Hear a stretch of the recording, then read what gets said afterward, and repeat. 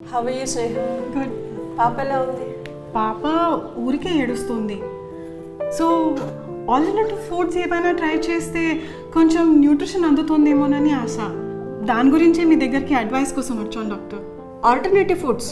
No way. అయినా బిడ్డకు తల్లిపాలకు మించిన న్యూట్రిషియస్ ఫుడ్ మరేది ఉండదు. అయితే ఎంత ఎక్కువగా బిడ్డకు పాలు పడితే తల్లి శరీరంలో అంత ఎక్కువగా లాక్టోజెనిక్ హార్మోన్స్ స్టిమ్యులేట్ అయి బిడ్డకు కావాల్సిన పాలు ఉత్పత్తి అవుతాయి. ఇంకా నీలాంటి అమ్మలంతా 2 సంవత్సరాల దాకా బిడ్డకు చనిపాలు పట్టేందుకు ప్రిపేర్గా ఉండాలి. కానీ నాలాంటి వర్కింగ్ మదర్స్కి అది ఎలా కుదురుతుంది డాక్టర్? Why not? ఇప్పుడు మార్కెట్లోకి బ్రెస్ట్ మిల్క్ పంప్ చేసి స్టోర్ చేసేందుకు ఎన్నో రకాల పరికరాలు అందుబాటులో ఉన్నాయి. See this. వీటి సహాయంతో హ్యాపీగా మదర్ ఫీడింగ్ అందించవచ్చు పిల్లలకి.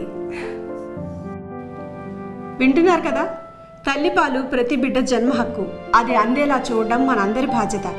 అందుకే పుట్టిన గంటలోపే బిడ్డకు తల్లిపాలు అందించాలి.